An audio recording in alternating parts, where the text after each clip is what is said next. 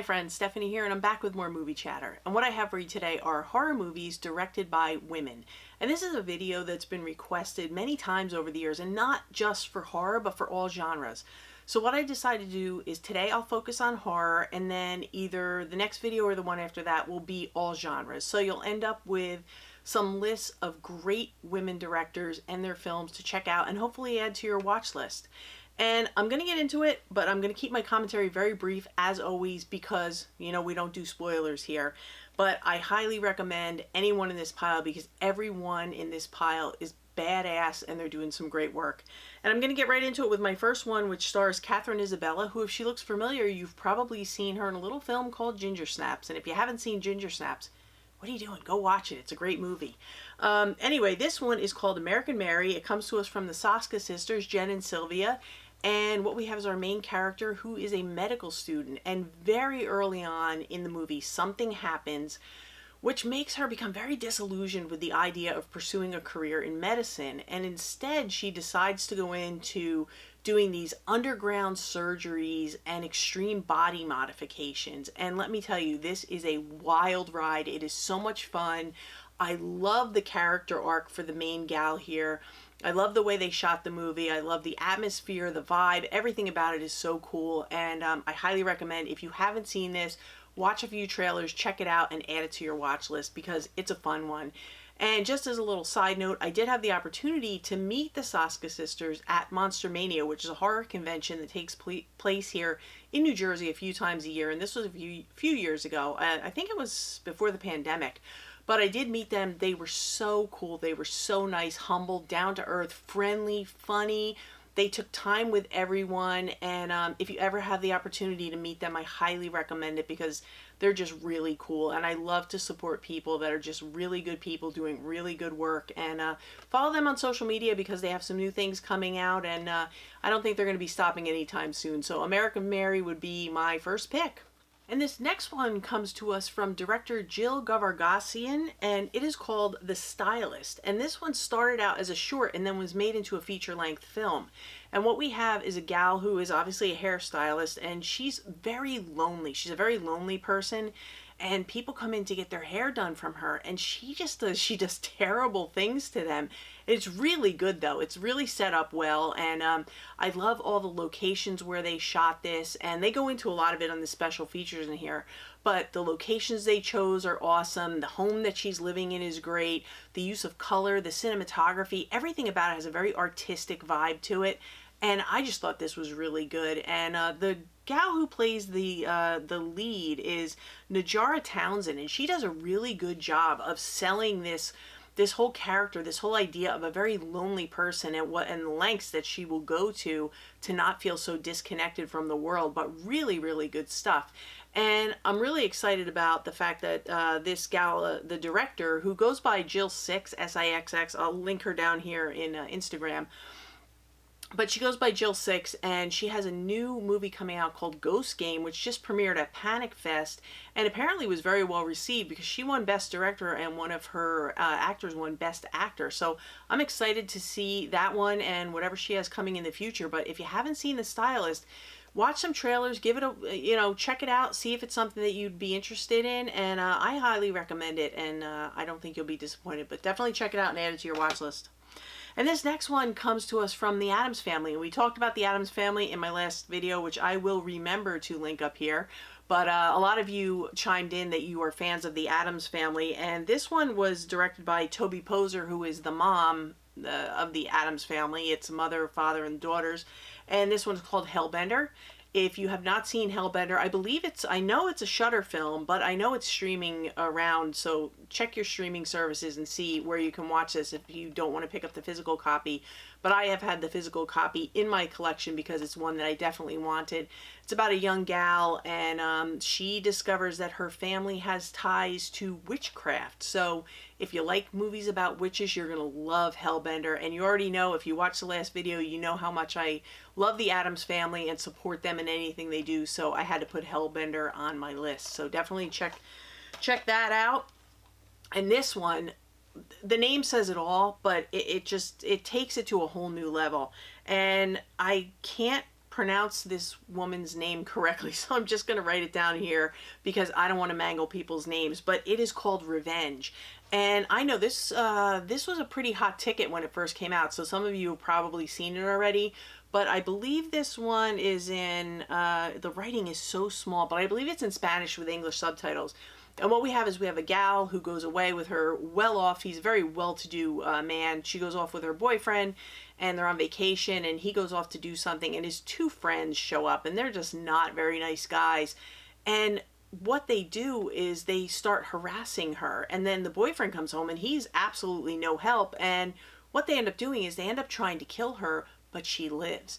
And she seeks out revenge on them like nothing you've ever seen before. This is fantastic. It is an all-out bloodbath. So if you like those kind of movies, you're going to love Revenge. And if you haven't seen it, I highly, highly recommend it. It's so good. It's a bloody mess, but it's really, really a good movie. And it's a great revenge movie. Revenge, as it's called. And this next one, I really like this one. This is in German with English subtitles. And this one is a little more quiet film, a little more subdued. It's not something we haven't seen before, but I love the way it was presented. And I didn't see what was coming, but I thought it was really well done. It's a film by Veronica Franz, and it's called Goodnight Mommy. And what we have are twin boys, and their mother goes in for some kind of facial surgery, like facial reconstruction. And her face is completely, I don't know if you can see, oh, it's on the back. Okay, her face, she's all bandaged up when she comes home. So the boys can't see her face, but judging on how she's acting and things she's doing, things she's saying or not saying, they don't believe that it's their mother. And then they turn into like this whole creepy kid situation, and they are but hell-bent on figuring out if this is their mother or not, because they really believe, they truly believe this woman who is bandaged up and living with them is not their mother. And that's all I'm going to say. But definitely check this one out. I thought it was a lot of fun. It's a little slower, a little more quiet, but if you're into that kind of thing, like more like a thriller, psychological thriller, you're really going to enjoy this one. I don't think you'll be disappointed. So Goodnight Mommy would be one to check out. And this next one I have talked about many times on the channel here, but I'm bringing it up again because the director Rose Glass currently has a movie out in theaters called Love Lies Bleeding, starring Kristen Stewart, and it's doing very well. It's been very well received by audiences, the movie community, critics, the whole deal. So I'm hoping that people will want to check out her other movie, which is Saint Maud. And this one, I know it can be very divisive. You either love it or you hate it. I love it, but I understand not everybody does. It's not everybody's cup of tea. But what we have is we have a gal, Maud, who is a hospice caretaker, and she's also very rooted in her faith, but she really projects that onto her patients and in very inappropriate ways. And she has this one woman that she's caring for, and she feels that the woman has lived not such a virtuous life, and she's trying to get her to repent before she dies so that she can, you know, obviously go to a better place. And the woman wants nothing to do with it, and it really becomes inappropriate, the lengths that she goes to try to get this woman to repent. And long story short, without spoilers, she also does things to herself, like she punishes herself in physical ways that you couldn't even imagine. And I was just really captivated by this. I think it's a really interesting character study, especially on trauma and loneliness and things like that. And it's all mixed up with faith. And I just think there's a lot to this story that maybe it takes more than one watch to see, but I highly recommend Saint Maud. I think it's a really great movie, and like I said, a really great character study, especially when it has to do with trauma and how people deal with it. But if you haven't seen Saint Maud, do your homework, check it out, watch some trailers, and maybe just give it a rent first before you buy it. But I really highly recommend this one, but everybody has to decide for themselves. But Saint Maud is one that I really do like. And this next one, I think I've talked about it before. It's a film by Julia Ducournau. I'm going to have to put the name down here. It's a French film, and I guess it's a French gal. But this one is called Raw, and I believe I've talked about this before as well. It is in French with English subtitles, and we have a gal here who is a first-year veterinary student. She's going to veterinary school, and she's also a vegetarian. She does not eat meat, wants nothing to do with it. There is a hazing that goes on in the beginning of this veterinary school, and during the hazing, they ask her to eat a piece of raw meat, and she does not want to do it. She's dead set against it. Her sister, who's older than her, is also in the school, and she says to her, listen, just eat the meat because they're not going to leave you alone. It's one piece of meat. It's not going to do anything. Just eat it. I did it. I'm fine.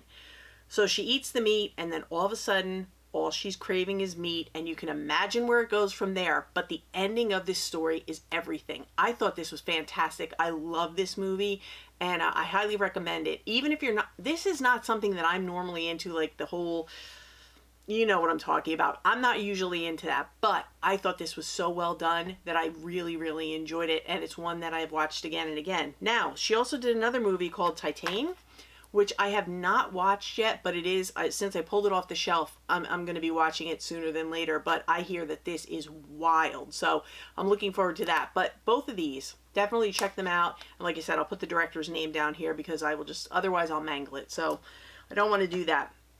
And this next one, I'm sure most of you have seen this one, but I wanted to bring it up. It's a film by Jennifer Kent. It is called The Babadook, and this one is a film that's basically about grief and monsters. We have a single mom whose husband, I guess, died in a pretty violent way, and the child is really traumatized by the loss of his father, and then they get into this book, and then we have, as you can see, you'll see, this guy shows up. It's a cool slipcover. But we have the Babadook, who shows up and freaks everybody out, including the audience. When it first came out, people were saying that it was the scariest movie they had ever seen. I don't know that I'd go that far, but it is an interesting look, and it is an interesting study about grief and how we kind of turn things around and how we deal with grief. And I think it's good for that. So definitely, if you haven't seen The Babadook, put it on your list and give it at least one watch. But she did do another film. This one's more of a thriller, but I think this film is excellent. And it is called The Night And Gale. And this one takes place in the 1800s, and we have our main gal who she has committed some kind of a crime, and to pay for her crime, she has to work for this very wealthy man in his house until her crime is considered paid off. But in the beginning of the movie, there's a very violent attack on her and her husband, and bad things happen. And what she does is she sets out to seek revenge on the people who committed this crime against her family. And she does it, she has to walk to get where she's going to. So she takes an Aborigines guy with her because he is a tracker, and he knows that it's not safe for her to walk where she needs to be going to find the people she's looking for. And I know that's a long, convoluted explanation, but it's basically a walking journey and what they come upon during their journey and when they get where they're going. But I thought this was really great. I thought it was very well done. I will say some of the time when they're walking can feel a little bit long, but the payoff is well worth it, and I highly recommend The Night And Gale. If you've not seen it yet, put it on your list and check it out because it's worth a watch. So those are two great films from Jennifer Kent. Check them out. And this next one is a film from Karen Kusama. It's called The Invitation, and I don't think I've talked about this one before, but I know other channels have, and they've kind of thrown their hat in the ring behind it. But this is a really good one. I'm not going to be able to say much about it because it's really easy to spoil. It's basically about a dinner party, and a guy gets an invitation to go. It's at the house of his ex-wife. He's told he can bring his new girlfriend, whatever, it's cool, we're just going to have dinner, we're going to all catch up and talk. And all I can say is that at some point during the night, it takes a very, very dark turn and things get wild. And the thing about this movie is the last shot of the movie is so eerie, so dark, so unsettling. It really makes the whole movie and ties everything together. Just be patient with it and watch it because the payoff is really good. So definitely do your homework. Check out The Invitation. Don't get too involved with the trailers and stuff because it can ruin it very easily. Just give it a watch, even if you stream it or rent it, whatever. Another film that she did that you've probably seen stars Megan Fox, and it is Jennifer's Body. I thought this one was a lot of fun. We have two young gals. They go to a bar. Something happens to one of the gals at the bar, and because of what happens, any young guy she comes across, like her own age, she wants to kill, so she becomes this crazy killer person. But really, really good stuff. And like I said, two really fun films from Karen Kusama, so check those out. And this next one is a film from a gal named Isa Lopez. And I have talked about this one before, but I'm going to bring it up again because we have some new people, or maybe you didn't see that video. It is a film called Tigers Are Not Afraid. Now, this one is in Spanish with English subtitles. I don't know if I know it has this steelbook release. I don't know if it has like just a regular Blu-ray release, but this is a really cool film. And it has a blurb on the front from Guillermo del Toro. And when you see the film, you'll understand why he's the best person to promote this one. It says an unsparing blend of fantasy and brutality, innocence and evil. That really sums it up. We have this group of kids who they are basically orphans, and they are living on a rooftop because of all the problems that are going on in the streets of where they live. And what it is they have people from these drug cartels who they do all kinds of violent things. They take kids and the kids are never seen again. So these kids are constantly on the watch, constantly on the lookout to avoid these people who have been known to take these kids who are never seen again. And then there's like a mix of like, it really does have a Guillermo del Toro vibe to it because you have that fantasy mix in it. And it's kind of how the kids, they use it as like a form of escapism. And that's all I'm going to say about it. But this is a really, really great film. So if you haven't seen Tigers Are Not Afraid, I highly, highly recommend it. I think it's a really great one. So definitely check that one out. And this next one is a film by Anna Lily Amirpour. It's called A Girl Walks Home Alone at Night. And this is a vampire film. We have a young gal who is a vampire. She is walking the streets of a town called Bad City, where there's all kinds of people, drug addicts, prostitutes, all kinds of unsavory people who she preys upon. And one night she meets a young fella, and supposedly love is going to blossom. But it's a vampire movie, so you have to remember all kinds of things can happen. But this is a very interesting movie. It's supposed to take place, the town is supposed to be an Iranian town. I believe they shot it in California, though, if I'm not mistaken. The whole thing is done in black and white, which is a really cool stylistic choice. I really do love the look of this film. I think the story's good, but every once in a while when I watch this one, I feel like it's a little more style over substance, like I wanted a little more from the story, but it's not bad by any stretch of the imagination. And this is a really beautiful release from Kino Lorber, if you can still find it. I definitely think the film is worth a watch. And like I said, there's a lot of style, a lot of beautiful artistic choices, and it's a very different kind of vampire story. So if you like vampire stories and you want something that's not crazy out of control, A Girl Who Walks Home Alone at Night might just be the movie for you. But definitely do your homework, check this one out. I think it's worth a watch. Like I said, at least one watch, and make up your mind for yourself. But that's one I wanted to mention. And this next one is a film from Prano Bailey Bond. I never knew the director's name, but it's a film called Censor. And this is another one of those films, very divisive. People either love it or they don't. I have talked about it before. I really like this film. I will admit that it gets a bit convoluted in the third act, but up until that, I really do enjoy it. And I'm okay with the third act because I like the beginning of the film so much. It's basically about the video nasties and a girl who is a censor. So these were films, and like it's supposed to take place in, I think, 1985, and it's in the UK. And at that time, they would have these censors that would sit and watch these videos and decide what was okay and what wasn't. So she's watching these crazy, violent, horrific things all day, and she seems so stoic and unaffected by everything, day after day after day. And something happens during one of the movies and it triggers memories in her that are traumatic, and that's all I'm going to say. But I think this is a really cool film. I think it's really well done, really well shot, and if you're interested in like the video nasties and the history of all that, this is a really cool film to watch. So definitely look into Censor, see if it sounds like something that, you know, you'd be interested in watching at least once. But this is a really nice release from Vinegar Syndrome that they had, and I scooped it up. I'm not sure if it's still available, but you can definitely rent it somewhere, or I'm sure you can find it on Amazon, or maybe the standard release is still available on Vinegar Syndrome, but it's definitely worth one watch. So that would be Censor. So that's it.Ose are my picks for women directors and their movies in the horror genre, and I hope that you found a few that maybe you haven't seen, you want to check out, add them to your watch list. I hope you enjoyed this video. I want to thank everybody for watching. You know I appreciate people who take time to click on these videos and hopefully enjoy the content.